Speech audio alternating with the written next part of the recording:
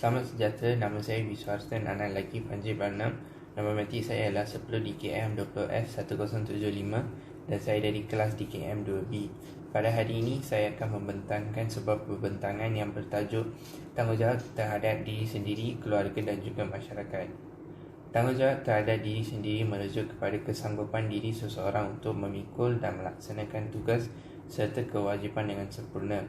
Tanggungjawab seseorang kepada diri sendiri terbagi kepada dua aspek, iaitu aspek lahiriah dan batiniah.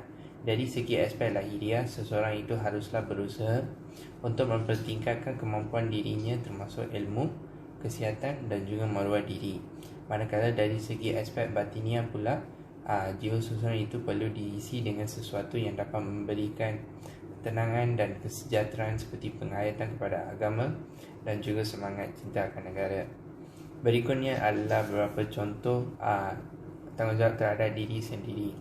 Yang pertama ialah kita perlulah sentiasa menjaga kebersihan diri sendiri tanpa diminta. Perkara ini penting kerana kita dapat menghindarkan diri daripada penyakit yang berbahaya. Seterusnya ialah kita perlulah kerjakan sesuatu tanpa diminta. Perkara ini penting kerana kita akan menunjukkan bahawa kita seorang yang bertanggungjawab dan juga tidak perlu diarahkan pada setiap masa. Selain itu, kita sentiasa perlulah bersikap konsisten. Perkara ini akan menunjukkan bahawa perkara ini penting kerana kita perlulah memberikan usaha yang sepenuhnya dalam melakukan sesuatu perkara. Selain itu, kita perlulah menjaga hubungan baik dengan individu terdekat dan juga teman. Hal ini kerana perkara ini akan menunjukkan kita seorang yang mudah didekati dan juga kita akan lebih diterima oleh individu-individu yang terdekat. Seterusnya ialah tanggungjawab terhadap keluarga. Keluarga merupakan masyarakat dalam lingkup yang lebih kecil. Umumnya keluarga terdiri daripada orang tua, anak dan juga orang lain yang menjadi ahli keluarga. Setiap anggota keluarga wajib bertanggungjawab terhadap keluarga mereka.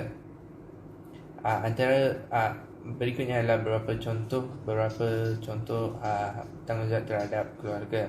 Yang pertama ialah menjaga nama baik keluarga dengan tidak melakukan perkara yang dapat memburukkan nama keluarga. Selain itu, kita perlulah mematuhi arahan yang ditetapkan oleh orang tua. Perkara ini penting kerana kita dapat menunjukkan rasa hormat terhadap orang tua. Selain itu, kita perlulah memelihara keamanan keluarga. Perkara ini juga penting kerana kita dapat mengekalkan keluarga kita daripada berpecah belah.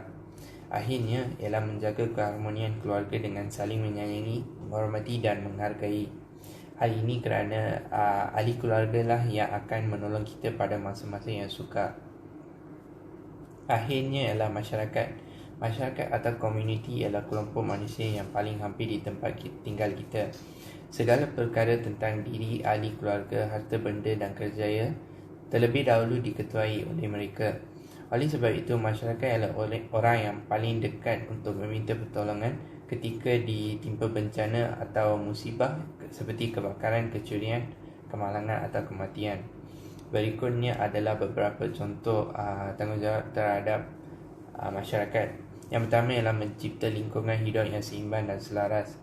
Hal ini kerana kita dapat menghindarkan diri kita daripada kesalahfahaman dan juga pergaduhan.